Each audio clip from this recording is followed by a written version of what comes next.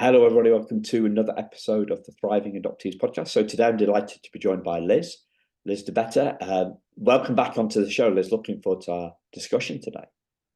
Yeah, I'm so excited to be here again, Simon. Thanks for having me, and I'm excited to jump right in and get talking. Cool. So, as you have maybe been aware, we're focusing on healing now. The Thriving Adoptees podcast was about inspiring, empowering, and healing at kind of inception. And so now I've just decided to double down on the healing stuff, which kind of ties into what you're doing with your book and your one-to-one coaching and your courses. So it strikes me that we've all got a very different definition of what healing is. And we bandy this word around without recognizing that it means different things to different people. And we're not particularly great, I don't find, and I'm including myself in this, right? We're not great at describing healing. It's far easier to describe our pain and our trauma than it is to describe healing. So what does healing mean to you, Liz? So that's such a good question. And it's been so much part of so many conversations I've been having just in the last, few days, couple weeks, because of my own journey and, my own experience of figuring out what healing is for me, like being connected to so many other adopted people, having a therapist that's also an adoptee. And like we were just talking like a couple weeks ago and ongoing about the concept of healing. And I think I'm going to share a little piece of my one woman show, because I have in that piece of writing and performance that I do in Unmothered, I have tried to articulate it in a way that makes sense for me, and that then I can then translate that to my conversations and my work with others. But in that piece, I say that healing is not a linear process. For me, it's more concentric, circling in and around, spirals of energy and emotion that I am working to process and release one step at a time.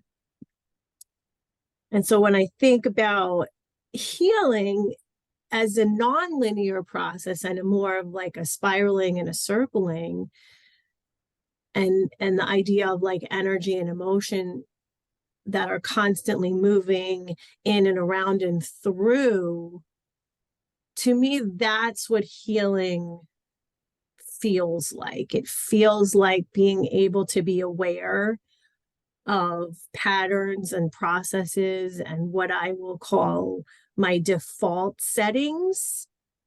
And knowing like if a feeling's coming up, that I can figure out what it's attached to in a way that I wasn't able to previously.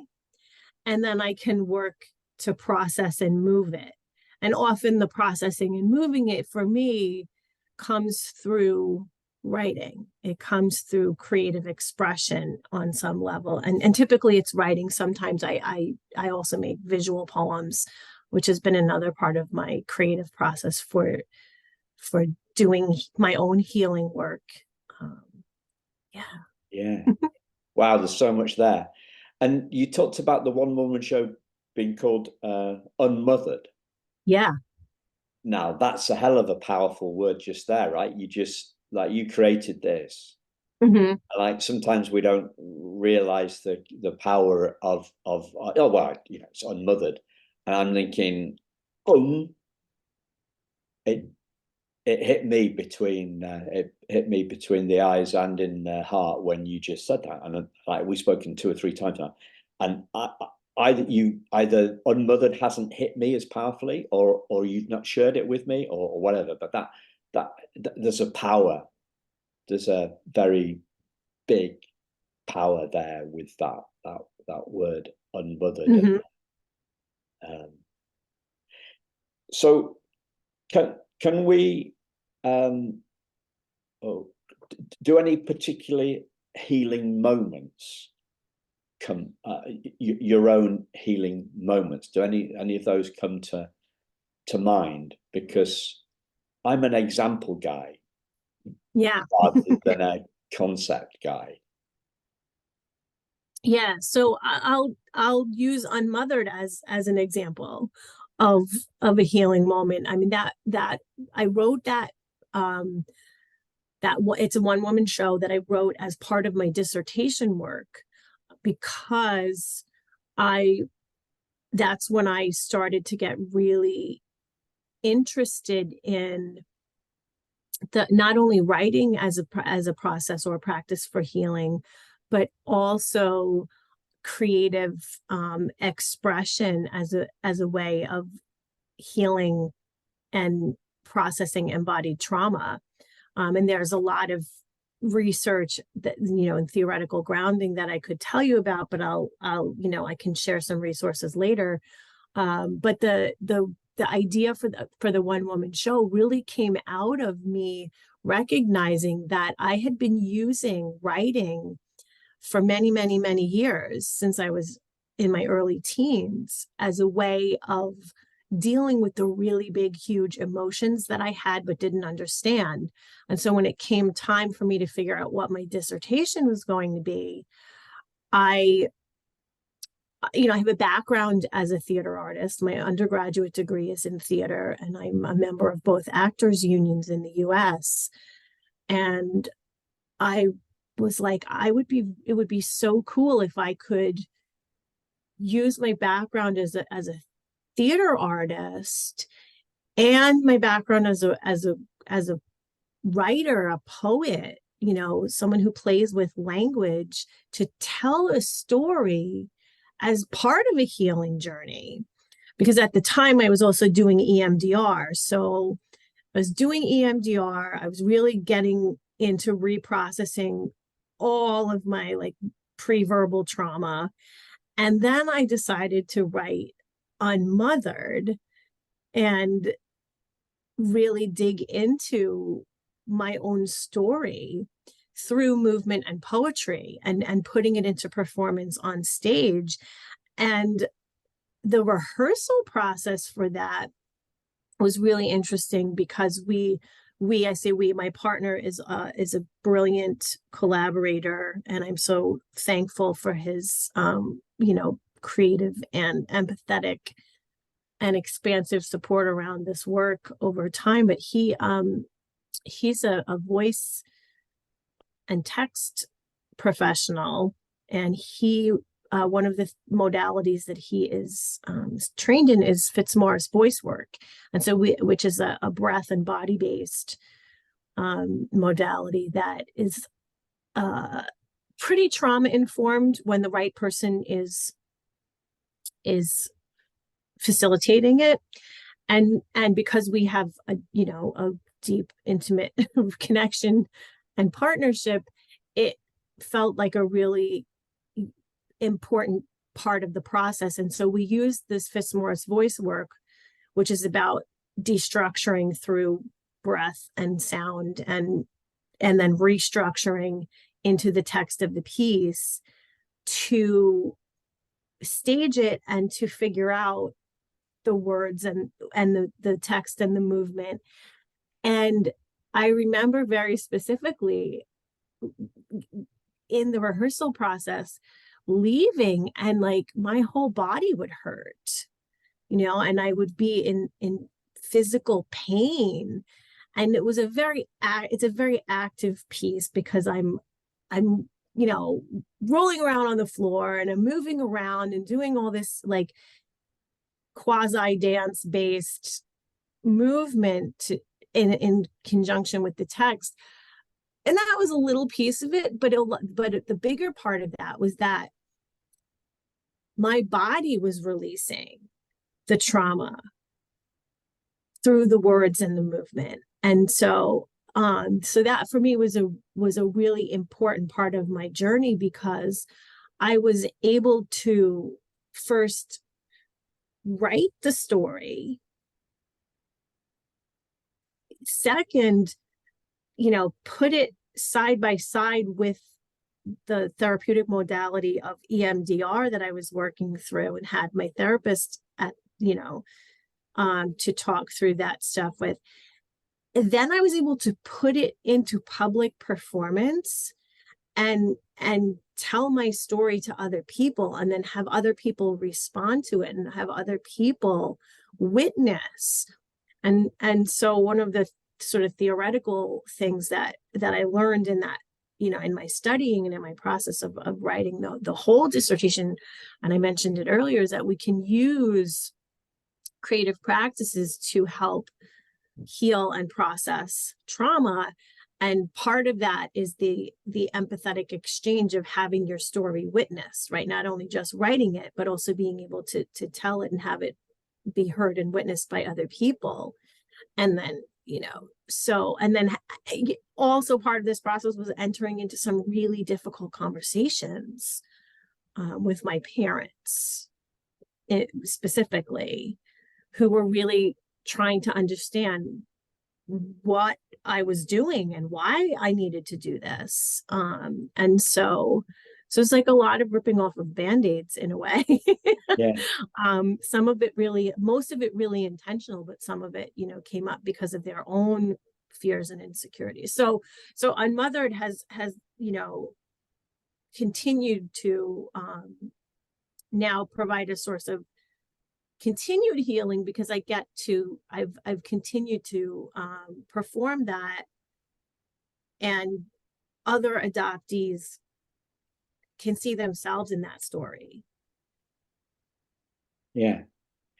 Can you break it down into or can you give an example of a particular moment? Like maybe you talked about the writhing around on the floor, or that you can you talk us through this in a bit of like a granular detail, or talk about a grain, talk about a specific moment or two, anything that comes to mind, and talk us through what was going on for you. Let's get right into the zone of it. So yeah, so I do have a specific memory of when I was writing Unmothered. I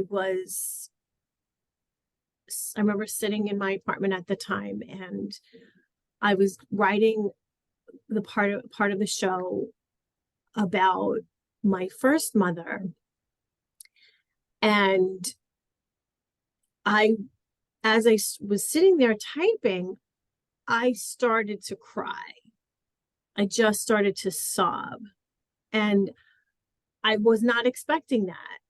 And it was me, in that moment, feeling all of this stored up grief, and just, having this need to release this deep grief around what she must have gone through, how she must have felt in the process of having to surrender me, and then not know whether I was okay or not, for the next 40 years, because we didn't reunite until I was 40.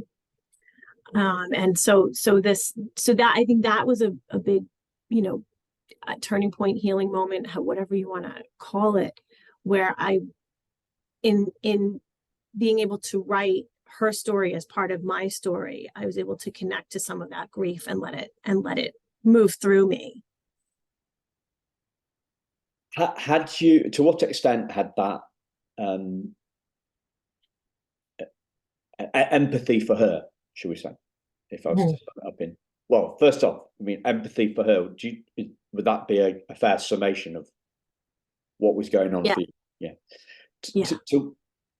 To what extent had your empathy for her been, to what extent did that process increase or enlarge or develop your empathy for her? Had you thought a lot about her before, or had you been thinking more about yourself? No, I mean, I think I know that I had always thought about her for most of my life. Um, and I had always wanted to know who she was. And I had always wanted her to know me, that and know that, that I was okay, that I, had a good life, that my parents are good people, and that that if her decision, in so much as we can assume it was a decision or choice, because often we know there's not really a choice in the absence of choice, for many first moms, that it wasn't, that I kind of understood that she did the best, that she did what she had to do.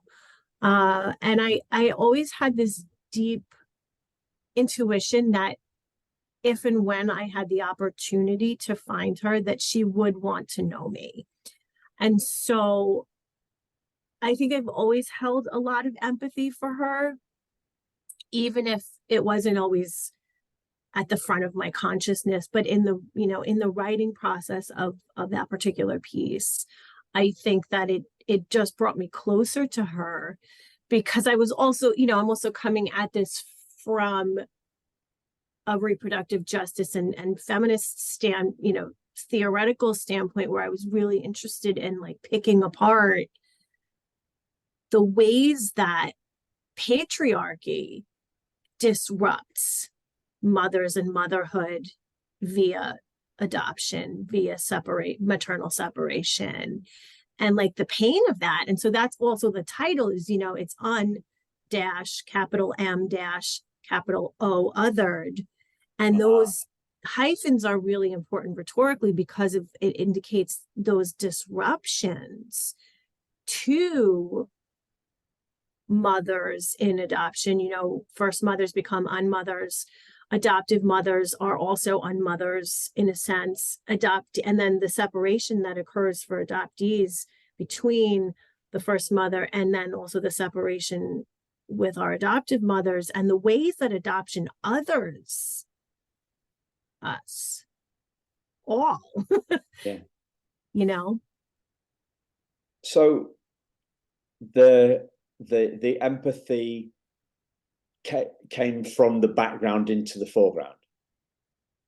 yeah, and I mean, and part of that also came from what I have more deeply unpacked in my book, the idea of re-narrativizing or rewriting our stories in order to create a more coherent storyline. Part of my process in some coursework that then became part of the script for Unmothered was I wrote some poems about what the night I was born might have been like, and so I had to like imagine what she was feeling, what she might have been feeling, what those moments might have been like for her, in order to write these poems to fill in that part of my story, which at the time I still didn't know. Yeah. And so then the writing is a practice of empathy as well, right? It kind of builds empathy toward what must this experience have been like, and how can it help me as the person on the other side of it, the sort of collateral damage, if you will, because I think there's so much collateral damage in adoption. Like how can we use writing, creative writing, poetic language to fill in and maybe disrupt some of the I don't know what the word I want is, but disrupt some of the, I guess, just to disrupt the dominant cultural narrative, which wants us to just pretend that everything's okay when maybe it's not. Yeah.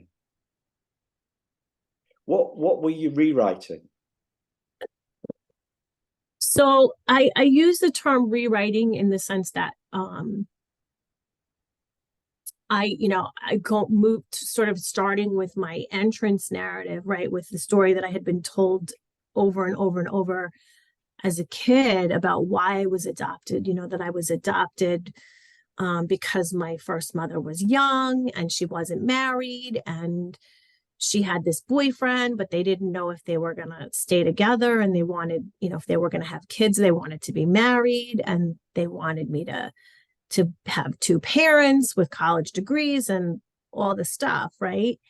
And so starting from that, and having to figure out, like, but what if any of that is the truth? What does that little narrative tell me about myself? And then how do I rewrite that in a way that maybe makes it more truthful, at least for me, right? Because it's that, like, most of that was not true. Most of that was not true. And so I had to then think about, how do I tell a story that honors who I am right now, or the person I'm trying to become, and honors the fact that she is a real whole person that was maybe forced into a really difficult spot and didn't have a lot of options. So it's really examining the narrative. Yes. And evaluating the narrative, evaluating the truth of the narrative. Yeah.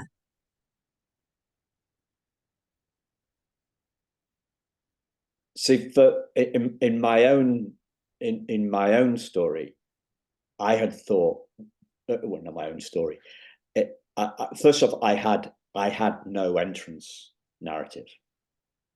I had pretty much zero thoughts about my birth mother.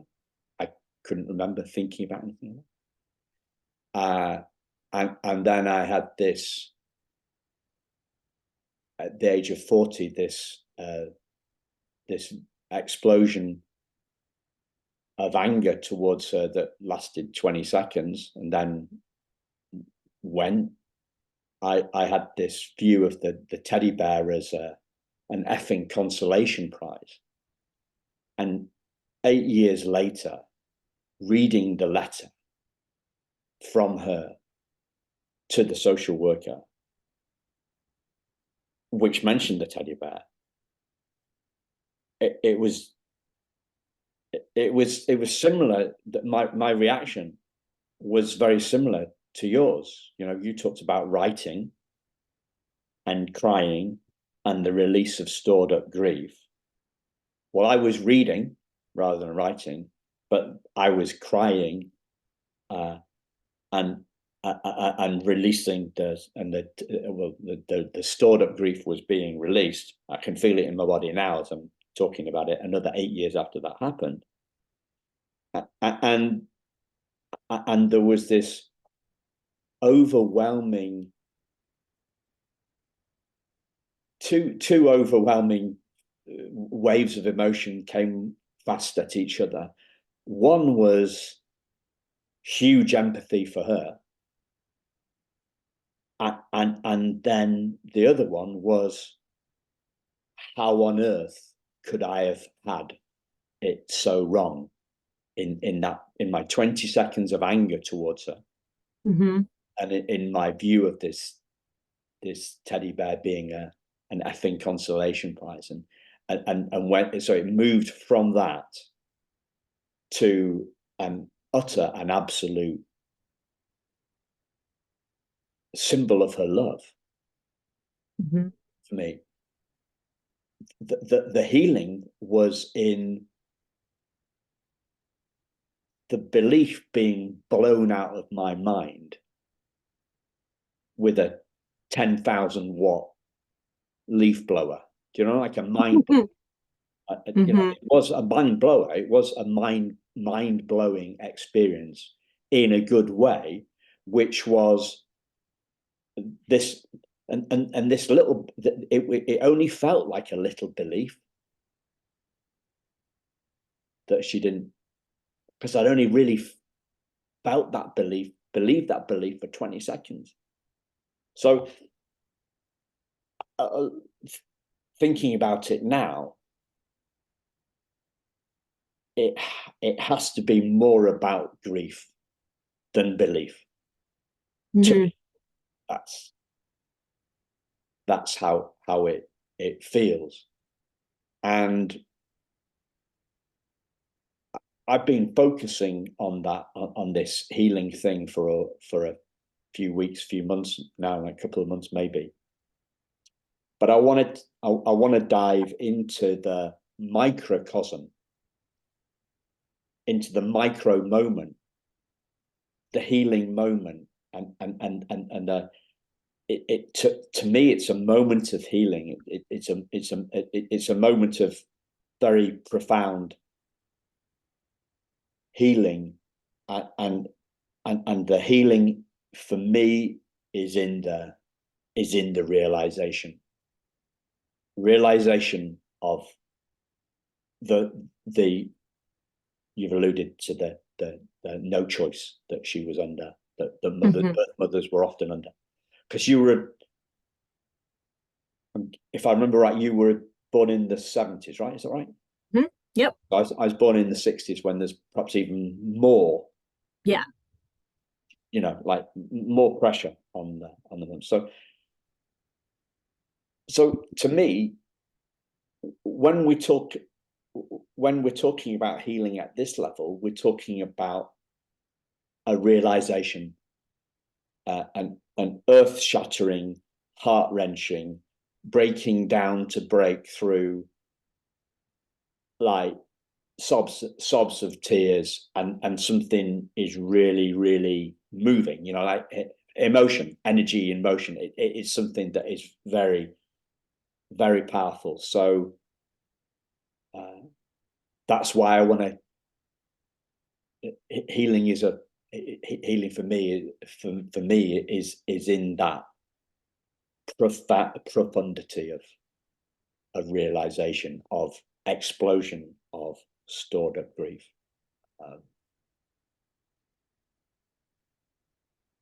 Yeah. I mean, it's, they put that in quotes, but so we've all heard the phrase, you have to feel it to heal it, right? And so much of my experience has been really disembodied. I spent so many years not knowing, feeling a lot and being overwhelmed by really intense feelings, but not understanding them, and then really and then disassociating in a lot of ways, and being really detached from myself, because I couldn't I didn't, first, for almost 40 years, I had no understanding of the impact of adoption on my life. I had no knowledge of the trauma of maternal separation and what that does to not only the brain and the nervous system, but then the psyche over the lifespan. And so I was really walking around for for the first 3.5-ish decades of my life, like as half a person, because I couldn't be in my body and feel safe and feel connected, because to do that meant feeling all of that sort of grief and pain, but not knowing how to deal with it, right? And so then until I learned that I did hold all of that grief, and that it was okay to feel it and interrogate it, and then start to release it in writing,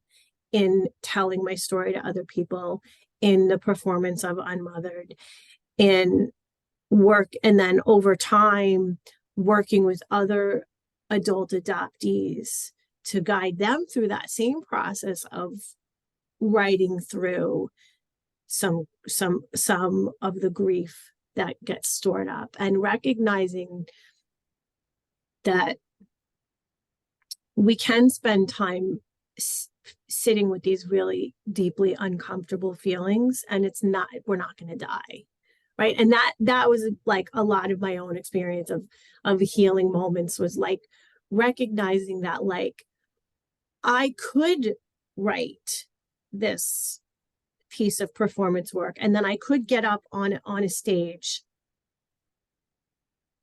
and be that vulnerable because my life depended on it. There was no alternative to not doing that, because the alternative was continue to feel like shit for the rest of my life and never find a pathway to healing. And so I became, that was sort of, I think that was a big, you talk about like, what is the healing moment? I think the healing moment was like having no other alternative but to get up and speak this out loud and just lay that truth bare, in order to in some ways force other people to see what I had been holding on to for so long and unable to articulate. Now I finally had all of the words to attach to it that then I could make that declaration and then invite other people into that healing with me. Well, it's huge, isn't it? I mean, you've mentioned pre-verbal trauma, and you mentioned EMDR, but you're making pre-verbal trauma. You're putting pre-verbal trauma into verbiage, into words. That's what the writing is all about. And then the next stage, you talked about embodiment, and you are putting it back into your body because you're rolling around on the floor. It's an expressive, like you like when kids in the 70s in the UK, we used to do in English class something, we'd pretend to be trees. I don't know whether you ever did that in the US. You pretend to be a tree, that's you're embodying an oak, or you're embodying a fir tree, or but no, you're putting you're embodying your trauma. You're turning your trauma into something that people can see, not just hear you reading something. Not just, and I'm presuming that it's a words and spoken word art. I don't know. There must be some. Yeah. There's probably a proper word art. Word. I'm not in those circles. I wouldn't know. Is there a proper word? A spoken? I would categorize it as a choreo poem. Oh, okay. Yeah. Because there is so much movement connected to both the poetry and the narrative text. And that was sort of part of the inspiration came from, I got to, in, I guess it was December of 2019,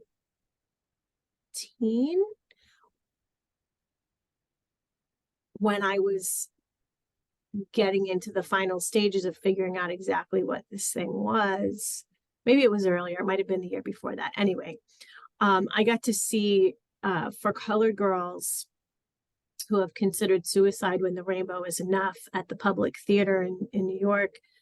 And that's a choreo poem, and it's a really powerful piece of theater because there's no set. They're just the bodies and the voices of the performers, and it's an ensemble cast. But I thought, this is the kind of thing that's going to be most powerful for what I'm trying to do. And so that was part of the inspiration for that, because it is so heavily rooted in my poetry, some of which was old poetry that I had, excavated for the purpose of this project, to really be able to start to look at myself and look for what my poems, the clues that my poems had about the feelings that I had had for my whole life. But then also the new poems that I wrote as a way of filling in the gap, continuing to tell the story, rewriting some of the story so that it felt more truthful. Yeah.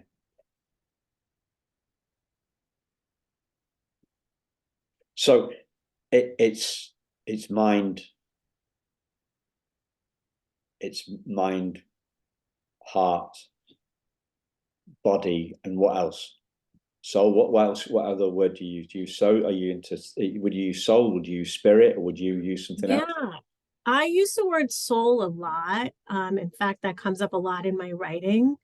There's often like I write about the, some of my poems are the deepest parts of my soul, right? And that comes up a lot actually in Unmothered, because so much of my early writing, like I had this deep connect, like there's this part of myself which I consider my soul that has lots of darkness and lots of light, and all these places that, sometimes are hidden and sometimes are on full display. But yeah, I would definitely say it's absolutely soul work, in that it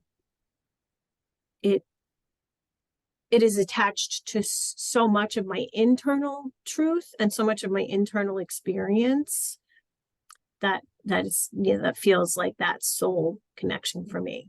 Yeah. So do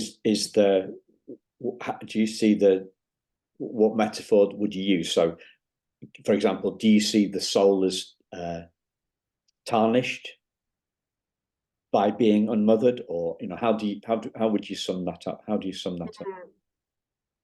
That is a really good question. I would say that in some way my soul has been compromised. Right?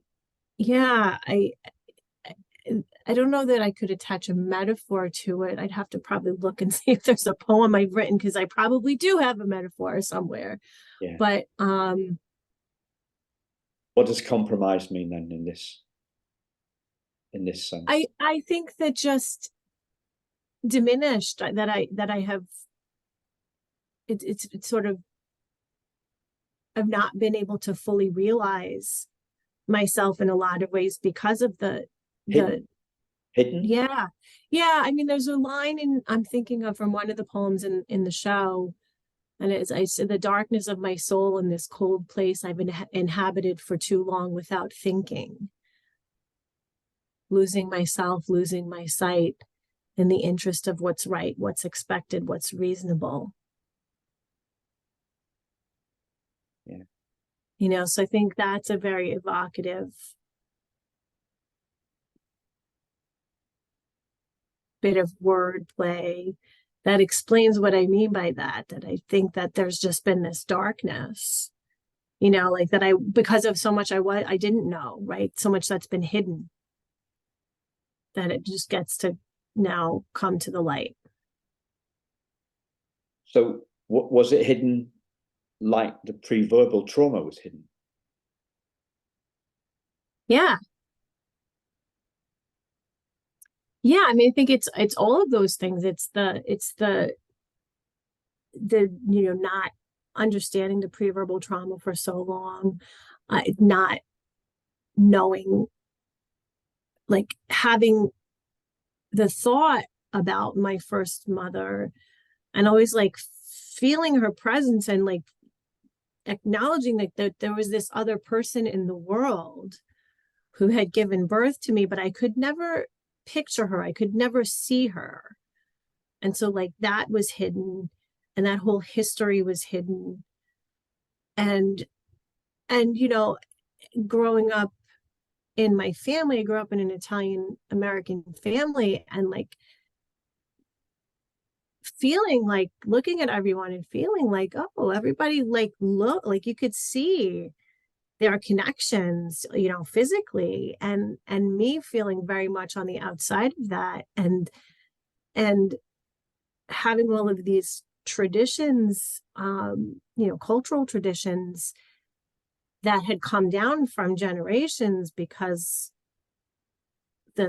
families were very close and cousins and grandparents and everybody lived together, and feeling like I'm so much on the outside of this, right? But then those are things I had to hide, right? Those are things I could never have said out loud as a kid, right? But those are the things that had to be, if I could have asked them, if I could have articulated those questions, it maybe would have helped me to figure out some healing a little bit sooner. But we weren't talking about any of that stuff. And so that when I took, that's there's so many things that get hidden. Yeah. Well, you didn't have the language to talk about it. So Correct. well, this is really the pre-verbal trauma stuff is something that's landed for me very heavily over the last 4 or so months, I think, because, an adoptee, I'm not sure, I should be able to remember who it is now, but it was an adoptee who was also a therapist that came on the show, and it was just a throwaway line. How can talk therapy heal something that we haven't got words for? Mm-hmm. And it was just like, boom, Yeah. And as you were describing, the Italian American family, I was thinking about the othered of unmothered, Mm-hmm. because when you said about hyphens, when you said unmothered, and you said, and I thought, well, it's just one, right? It's the hyphen hyphen mothered, but then you said no, it's hyphen hyphen othered. So you've got Mm-hmm. othered and you've got othered, and we are clearly, as a minority, Mm-hmm. we are othered. If we are, whatever we are, no one even knows, do we? Nobody can say. I've never seen a stat that says 1.27% of the UK's population are adoptees, Mm-hmm. or 1.347% of adoptee of the population of the US is adoptee. Nobody even knows the size of it. It's true. I mean, I know that just from my own research and work in the US, there are about 7 million adopted people. But again, those numbers are not 100, who knows really. But that's the approximate number at this point, which, and I know this because it's something that is part of the script of my show, but then it means like 1 in 46 US citizens. So then if you look at that number, like that's significant. That's really significant. And one of the other things that I say is that in fact, that follows that statistic in the show is like most, if not all of us, are walking around like trauma time bombs, right? Because we have this experience of this pre-verbal trauma, and like nobody on the outside, society doesn't want to acknowledge the trauma of maternal separation. We can talk about all kinds of other traumas and all kinds of other socially acceptable forms of grief, not this one. Yeah. Right.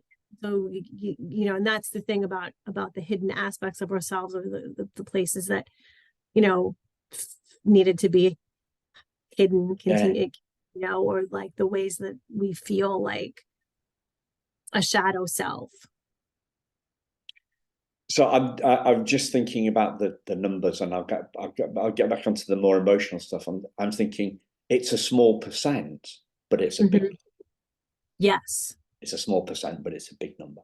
And on the ticking time bomb, something I came up with, I might have mentioned this on the last podcast, I'm not sure, or with somebody else. We talk about triggered, right? So I look at 3 things, right? So we're triggered. The trigger is pulled and there's an explosion, right? Something, we are triggered. We have an explosive reaction. to something, whether it's Mm-hmm. not being invited to a birthday party when we're 7, or totally ignored at school, or I don't know, dumped by our first significant other when we're 22, whatever it is, right? So trigger, explosion, right? And then the next stage from that is when the trigger is pulled. Trigger, explosion, damage. Trigger, explosion, damage.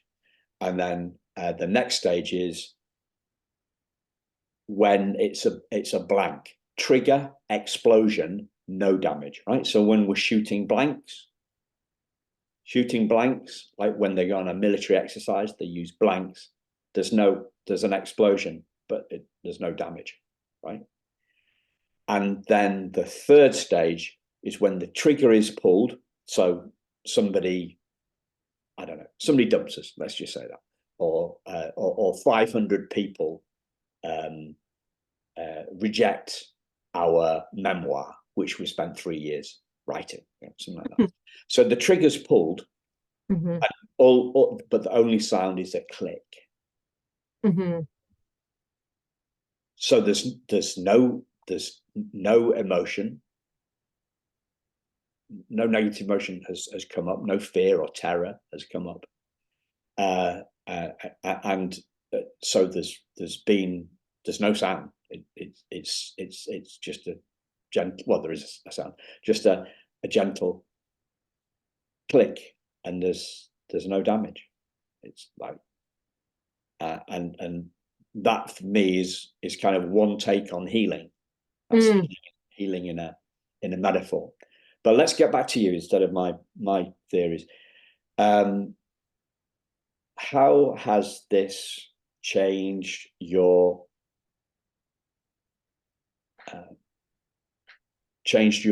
emotions, or changed your emotions about your emotions, or your worldview, or how has this changed you? What we're talking about. I think it's useful to always continually frame and reframe what healing looks and feels like, because it's not a linear process, it's not static, and we're always changing, right? And life is always changing. And so it's, for me, I think that I'm thinking so much about riding the waves, right? And recognizing that that I'm always going to be healing some aspect of myself. I'm always going to be thinking and rethinking what my healing looks like, knowing that there's not a specific end point, but knowing that if I am less activated, then that's a positive motion, right? And so, like, you're talking about the triggers, and then it just being a click instead of an explosion. And I prefer to use the word activation as opposed to triggered, for a lot of reasons. But it's a more useful way for me to think about it, because I feel my nervous system, and I understand now what's going on in my body, which I didn't for a long time. So if I can continually think about, okay, what's activating me and why, and now, because I have words to attach to those emotions, I can continue to, like we tell kids, right? Use your words. The words I didn't have, like that little Liz, that baby Liz, that small Liz didn't have. Big Liz has the words now. So Big Liz can step in and do the work of taking care of all those little Liz's who didn't have the words, who didn't have the agency, who didn't have the same choices. Is it always easy? No, and this has been a particularly hard year for me, and you and I have had conversations offline about some of some of those challenges. And so, but all of this whole conversation, you know, reminds me that one of the most important ways of continuing a healing journey or a healing process is through connection, right? And connecting with other people, particularly connecting with adopted people, because we see each other in a way that the rest of the world doesn't always. And there's some really huge value in that level of being seen and heard and understood. Yeah. Interestingly, you came up with the riding the waves because in the episode before last, so it's episode 420, I think, if I'm right. It's the one with Janine Jackson, anyway, that we recorded last week. She talked about riding the waves as well, and we had a distinction between riding the waves and this guy from British history, or I don't know if it's mythology, right, called King Canute, and he was the one that tried to hold back the waves. He was the one that was frightened of emotions, and I think that that's one thing that we all adoptees have in common, is that being frightened of our emotions. So it's our relationships. You know, healing involves, for me, a change in our relationships with our healing, with our emotions, which is what you were talking about, I think, when you said, I had it in the tip of my tongue, and then it's gone. Understanding, yeah. You were talking about understanding.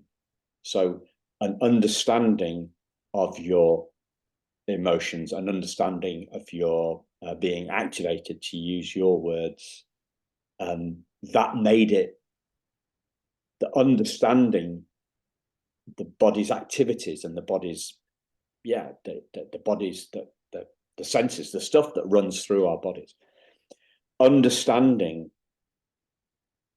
our feelings mitigates, makes them less scary. Because I've been very worried about being very worried. Do you know what I mean? I've been very worried about being worried. I've been scared of being scared. So, like when you go about the circle, that's another way. The circle can grow or it can unfurl. I'm thinking about layer upon layer. Fear upon fear upon fear upon fear, all founded on a lack of understanding. Yeah. And the last thing I wanted to say in this bit was about the gender stuff, and like I'm saying triggered, because I grew up in the area, in the era when boys, including me, had dolls who were soldiers. Action Man was a doll who was a soldier. We were given guns with plastic bullets in that went out at about a mile an hour. They couldn't do any harm. And that I was reading what you guys call the funny papers, we called comics. I was reading about war. And I must have been a sensitive kid, because around 8, I was told, "Oh, we're going to a party and we're going to be meeting some new people. Some new people are going to be there, and their family are German or something like that." And I was, and part of me said, "Well, because I'd grown up on all this anti-German propaganda, it expressed in the funny papers." And I was thinking, what are the Germans going to be like with us? What are they going to be like? Because all I'd seen was the soldiers. Anyway, I digress. So back to that. So yeah, our relationship with our emotions, that seems to be what you're getting at, I think, when you talked about understanding emotions. they're not as scary when you understand them. Oh, you've muted yourself. I muted myself. That's Yeah. funny. Yeah, 100% the need to come to a place of understanding for ourselves about our emotions and how we feel and why we feel it and what it's attached to is critical to moving forward, to what I term, in my book is the subtitle is Migrating Toward Wholeness. This idea of, like, I really compelled by this idea of migrating toward a sense of wholeness in ourselves as adult adoptees, because we can come into relationship with ourselves by understanding our emotions, by understanding and holding space for the grief that we carry, by giving it a place, by creating a container for it that is outside of our bodies. And that's where the writing comes into play, and is really important and useful as a practice and a process, because you're taking the things that you formerly didn't have words for, and you're able to express them and use heightened language like metaphor and imagery to describe the feelings that may have been really buried for a long time. And that's certainly been my experience. And the fear of my emotions, and the fear of understanding them, is what it has, for me, what that looks like is just suppressing a lot of stuff and stuffing it down, and not dealing with it, and really just working to avoid it by pretending it's not there. Except that what happens now is that, as we know, our bodies will tell us things. And so, for me, just a couple of months ago, in the middle of November, I had been reverting to that default setting of not talking about how I was feeling, and not acknowledging to myself or to other people what I was feeling, and just kind of suppressing it and pretending it wasn't there. And then I had some panic attacks, and I haven't had panic attacks in 15 years. And that was my body going, hey, Liz, you got to stop doing that. Right. And reminding me that I have to constantly stay in conversation with myself, but then also do the extra harder work of having the conversation and the connection and relationship with other people in my life, and trusting that they're going to hold space for that too, and that I'm not taking up too much space, or I'm not a burden, right? So overcoming those old beliefs, right, which sometimes still surface despite how much healing I've managed to do over time. Yeah. And what sort of shifts are you seeing in your work with fellow adoptees? These workshops and the coaching. So the beautiful and wonderful thing about the time that I get to spend holding space with and for other adult adoptees and guiding them through an emergent process of writing, and tapping into some of the parts that still need nurturing, is how I like to call it, is that, like, I just finished a 3-day mini retreat, wrapped it up yesterday, and some of the things that folks said as we were closing our time together was that they were leaving with a sense of hope, and that they were taking with them the knowledge, the newly found knowledge, that it's okay to spend time with these really deep feelings, that it's important, and that they can make the space and the time to start to work through some of these deep emotions and not think that it's unimportant or trivial, or that it's less important than other things in their lives, and that they also can give themselves some grace around, what they're still discovering. The word that came to mind was it's kind of the picture that came to mind, I think, was kind of leaving self. The word's gone. Indulgence, yeah. It was kind of leaving self. It's not self-indulgent to explore this emotional stuff. Mm-hmm. Whereas they thought, I mean, because I've thought it. Maybe that I've seen similar activities as at some stage self-indulgent, but more often than not, when other people have knocked it, so I've got a friend who used to criticize, well, not criticize, he used to ridicule. He actually used to ridicule me for having business coaches, and unfortunately he's had 2 businesses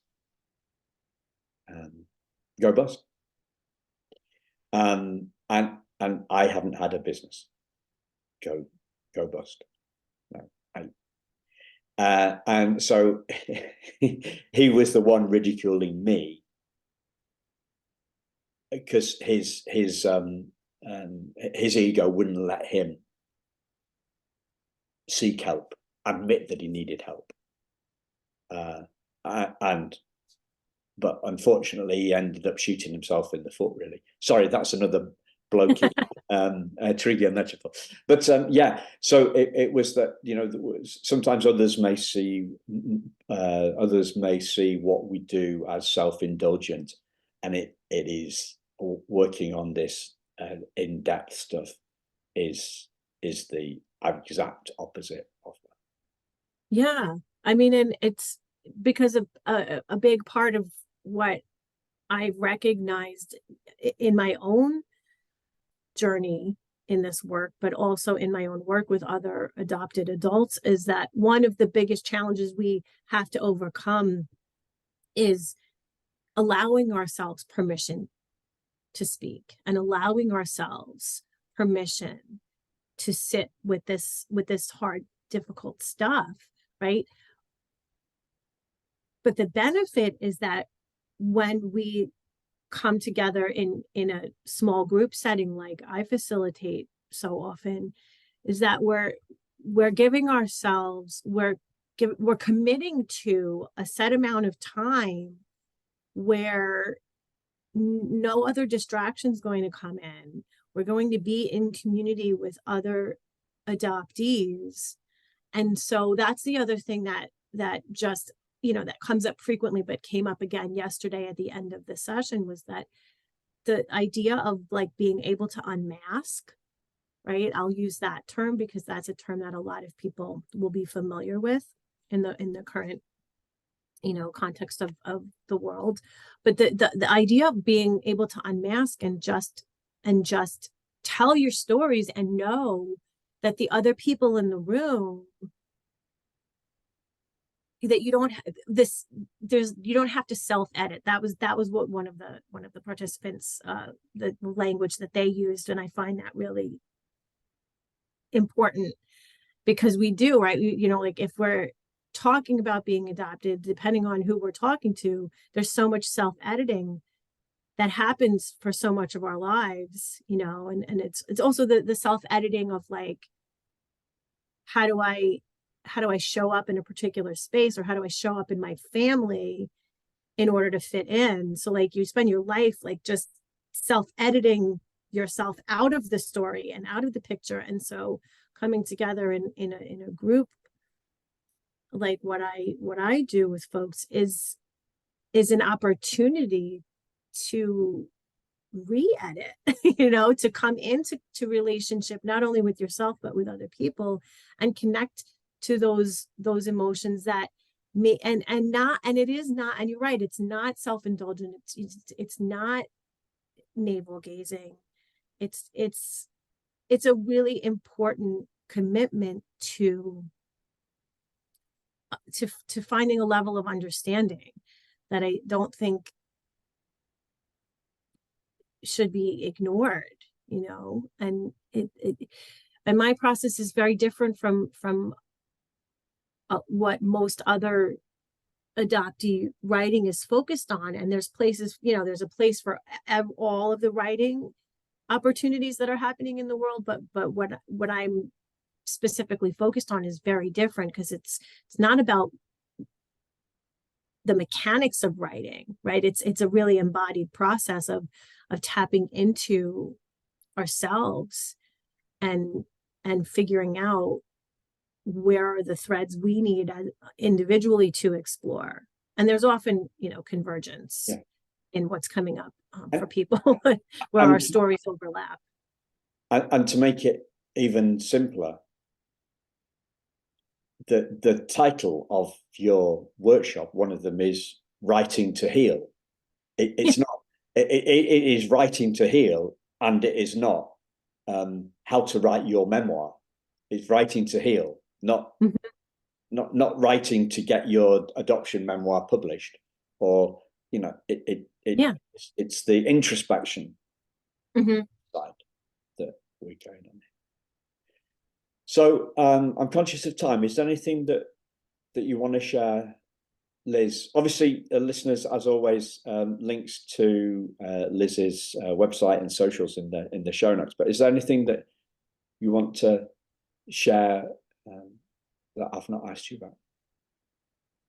I don't know. I'm just excited to be able to have continued conversations with you and reach more folks. And I would love people to join me if any of what we've talked about sounds compelling. I've got a 6-week workshop starting on January 28th. You can find that information on my website. And then there's also a bunch of one day drop-in workshops if you just want to dip your toes in and get a taste of what the process is. And I'm always available to, so many folks reach out to me because they've heard me talk on different podcasts, and they're like, hey, I heard you on, Simon's podcast, or I heard you on Adoptees On, and I love that. So reach out, connect with me. And there's the one-to-one stuff you do as well, yeah? So if the group stuff isn't your thing, listeners, you'd rather do one-to-one, then Liz does that too. Yes. Okie dokie. Thanks a lot. Thanks, listeners. Thank you for listening. We've gone a bit longer than we normally do, but we were on a rich vein, so we didn't do any self-editing. We just let it go. Thanks a lot, Liz. Thanks, listeners, and we'll speak to you again very soon. Take care.